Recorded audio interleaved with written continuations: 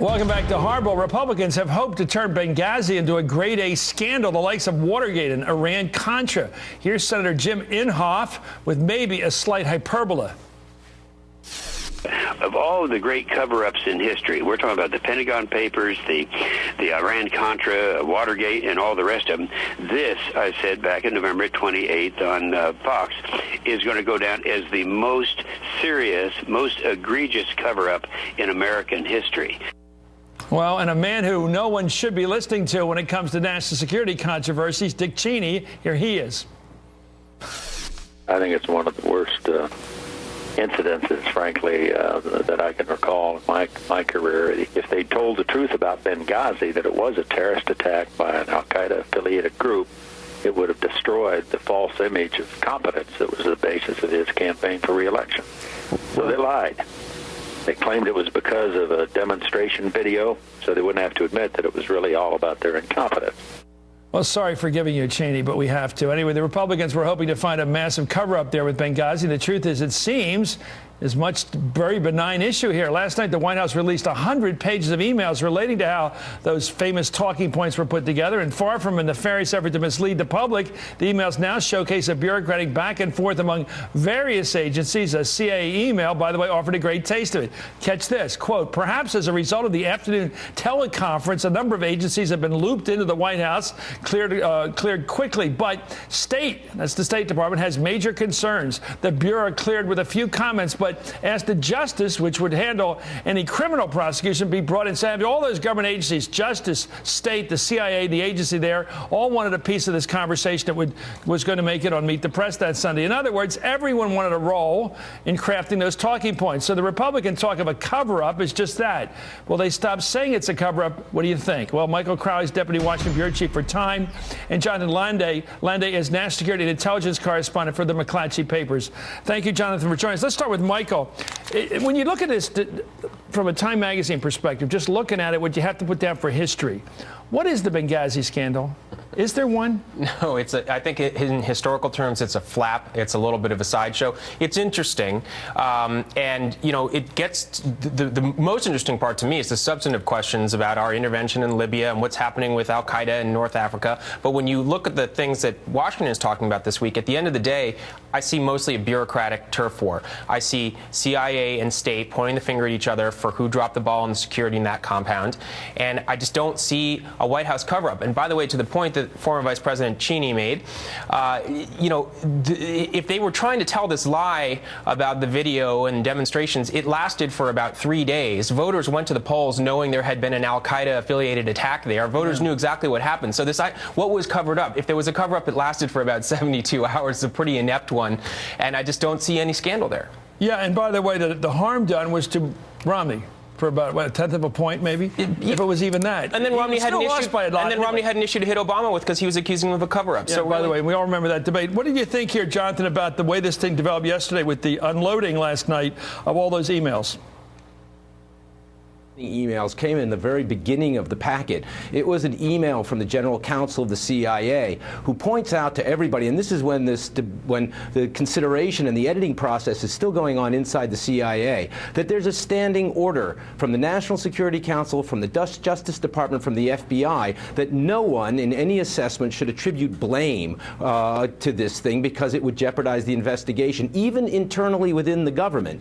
So it doesn't matter what went on, I believe, in the subsequent toing and froing. And by the way, I don't see any major toing and froing. This is a normal administrative process. What came later? The fact is that stuff had to come out. There was an order to take that stuff out, not to put it out even within the government, and that's what happened. The two items that had to go out was the reference to Ansar al-Sharia and the fact that there had been a half dozen attacks beforehand in that region, right? That's had to go out. That was a decision by the CIA, not by Hillary Clinton and not by the White House. Absolutely. In fact, that the first reference to the fact that there were al-Qaeda-linked people in that crowd came out at the orders of the the CIA general counsel. But even more critical, I believe, look, the heart of the CIA, the heart of the Republican charge has been this idea that the administration, the White House, was going on and on and on, substituted the fact that they knew there was some kind of organized attack for an attack that came out of a demonstration that never happened.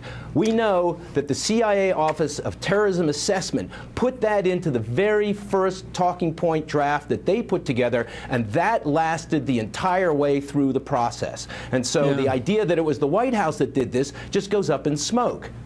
No, I thought it was well represented right there by you, sir. Anyway, even after the release of the email, Senator Lindsey Graham, who's been a fire eater on this issue, continued to insist there was something more to the story. They never know what it is, but there's always something more. Here he is, keeping it up. Lindsey Graham.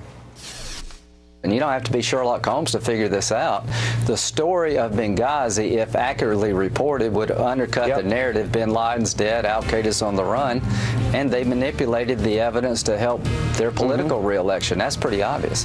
Well, I got to congratulate you, Jonathan. You and your colleagues reported this week that in the month before the attack, Ambassador Chris Stevens twice said no to military offers of more security in Benghazi. The offers came from the head of the U.S. Africa Command. Quote, Army General Carter Ham phoned Stevens and asked if the embassy needed a special security team from the U.S. military. Stevens told Ham it did not. The official said weeks later, Ham again offered additional military assets, and Stevens again said no. What a story you've got there, Jonathan, because that is, to me, the meat and potatoes, the heart and soul of this question. Did somebody do something wrong, deliberately or not, that may have cost the life of a guy everybody liked and his colleagues? Your thoughts now, given this new information that Chris Stevens, the ambassador himself, said, I don't want any more military personnel at this point. This is a really interesting story. We don't know why Ambassador Stevens turned it down. It may very well be that he wasn't authorized to be able to accept this offer from General Ham, that this had to actually go through the bureaucracy. And the other thing being that military personnel who are used to protect embassies are not used to protect the personnel of the embassy, the ambassador. They're there to protect classified documents and other classified materials. The State Department provides the personnel for guarding the ambassador. The other thing that this points out is this. When we see the Marines stationed in their dress uniforms, in many cases, at an embassy overseas, they're there to protect the documents, not the personnel? Absolutely. And look, in order for Stevens couldn't accept this offer. I mean, I don't think he could, because putting uniformed military in a foreign country requires the approval of that foreign country's government. As messed up as the Libyan government was at that point, he just couldn't say yes, give us more, give us some military protection. In addition, Stevens, one of his calling cards was his relationships on the ground, his willingness to get out and get to know people. He wanted America to Peace Corps guy. He was there to transform that compound in part to this open space that had some name like an American space that was going to be a symbol of American-Libyan cooperation. Consular services. That's right, but sort of educational types of things. At the end of the day, Chris, the enduring mystery here is why did he go to a danger zone on the most dangerous day of the year when there were such concerns about security? I still find that kind of puzzling, and it may be that he just didn't want to be cowed, but he did walk into a very dangerous situation, and I've heard other diplomats say that they find it kind of puzzling that he took that risk.